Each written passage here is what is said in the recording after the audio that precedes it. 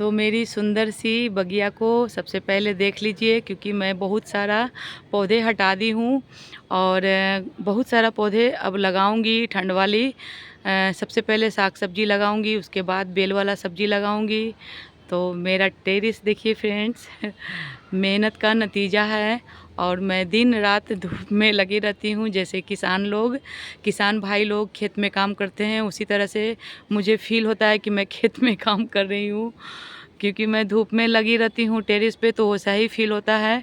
और बदले में फिर मुझे परिणाम रिजल्ट अच्छा मिलता है, क्योंकि मेरा बगीचा हरा भरा रहता है। और आप लोग से अनुरोध है कि मेरा बगीचा हरा भरा रहे। आप लोग प्लीज़ सपोर्ट कीजिए और मुझे मोटिवेट कीजिए, मुझे हौसला बढ़ाइए। और मेरे टेरिस की अच्छा लगे तो तारीफ़ कीजिए, लाइक कीजिए, कमेंट कीजिए। पड़ोस के जैसा नहीं, डिमोटिवेट नहीं कीजिए। और आप लोग भी कहिए, आप टेरिस गार्डन करती हैं, बहुत ही अच्छा करती हैं। और आपके साथ हूँ, कमेंट में ज़रूर से बताइए। बहुत ही अच्छा लगता है फ्रेंड्स टेरिस पे फूल पत्ती जब होता है तो, और साग सब्जी होता है हार्वेस्ट करने के समय बहुत ही मज़ा आता है। खाने में उतना मज़ा नहीं आता है, लेकिन हार्वेस्ट करने समय और किसी को बांटने समय बहुत ही अच्छा लगता है। तो मेरा टेरिस कैसा लगता है कमेंट में ज़रूर से बताइएगा, मुझे सपोर्ट कीजिएगा।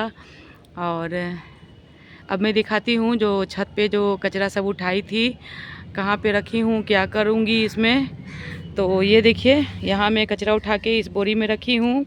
और इस बोरी को क्या करूँगी, पौधा कभी भी ख़राब नहीं होगा अगर मेरी बात मानिएगा तो। जैसे मैं लगाती हूँ, ऐसे अक्सर कोई गीला कचरा आप रख देंगे और ऊपर से पौधा लगा देंगे मिट्टी डाल के, तो निश्चित ही आपका पौधा ख़राब हो जाएगा। और बेल ही ख़राब हो जाएगा, पौधा ही ख़राब हो जाएगा, फल तो देगा ही नहीं। तो मैं क्या करती हूँ, ये देखिए सारा के सारा आप खुद ही देखिए सूखा है, कोई भी गीला नहीं है। गीला मैं दी हूँ लेकिन सबसे नीचे है, सबसे नीचे गीला कचरा है। ऊपर से मैं थोड़ा सा मिट्टी डाली हूँ। फिर उसके बाद टेरिस की जितना भी कचरा है, पेड़ पौधा है, सूखा पत्ता है, ये सब क्या है, पौधों के लिए सोना है। बहुत ही बढ़िया सॉलिड खाद है ये। तो ये सब मैं डाल दी हूँ। पेड़ पौधे सूखा है, पत्ती है, ये कभी भी पौधा आपको ख़राब नहीं करेगा। और अब मैं क्या करूँगी, इसमें इतना मैं कचरा से भर दी हूँ, आधा बोरी 50 केजी की बोरी है। तो अब मैं क्या करूँगी, इसमें यहाँ तक मैं मिट्टी भरूँगी, यानी कि कम से कम 10 इंच मैं मिट्टी भरूँगी। तो उससे क्या होगा, 10 इंच भरूँगी, कम से कम, ज़्यादा भी भर सकती हूँ। उससे क्या होगा फ्रेंड्स, जब मैं इसमें पौधा लगाऊंगी, यानी कि या फिर बीज में लगाऊंगी किसी भी बेल का, जैसे अभी समय है करेला, नेनुआ, कद्दू, ये सब लगाने का, तो वो लगाऊंगी। तो क्या होगा, जब पौधा बड़ा होगा और जब इसमें टच करेगा तब तक ये खाद बन जाएगा। इसीलिए मैं मिट्टी ज़्यादा भरूंगी इसमें, कि पौधा बड़ा हो तब तक ये खाद बन जाए और उसको सॉलिड खाद दे और मुझे खूब सारा फल दे, फ्रूटिंग करे, हेल्दी रहे पौधा। इसीलिए मैं इस तरह से कचरा भरती हूँ। तो मेरा पौधों में कचरा देने का, खाद देने का तरीका कैसा लगेगा कमेंट में बताइएगा। आप लोग कैसे देते हैं ये भी बताइएगा। मैं तो इस तरह से देती हूँ। और मार्केट से जीरो के बराबर फ्रेंड्स मैं कभी भी कोई भी खाद नहीं देती हूँ, क्योंकि मैं मार्केट से खाद लाती ही नहीं हूँ।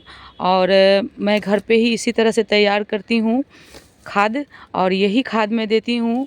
और कुछ भी मैं खर्चा नहीं करती हूँ, बिना बजट के मैं पौधे लगाती हूँ, यानी कि लो बजट इसे कह सकते हैं।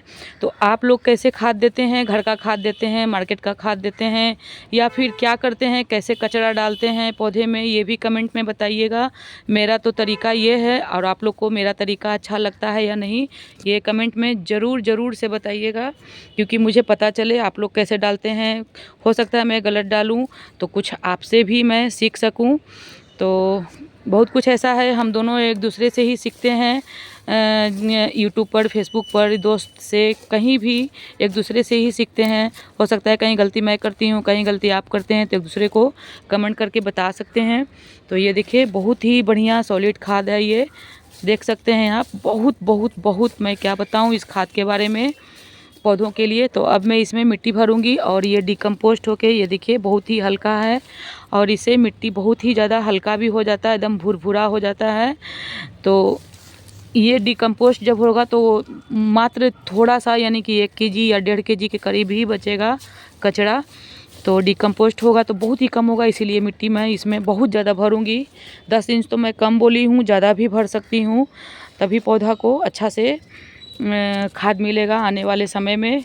तो यहाँ मैं कचरा भरी हूँ, 1 बोरी ये तैयार है पौधे लगाने के लिए, और 1 बोरी यहाँ पे है, इसमें भी खाद में डाली हूँ। ये भी पत्ता ही है, पेड़ पौधे की टहनी है, काटी हूँ।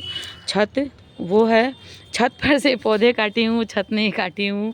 अब कमेंट में ये नहीं बताइएगा फ्रेंड्स, पौधे काटी हूँ वो है। इसमें भी सूखा पत्ता है, पेड़ पौधे है, देख सकते हैं।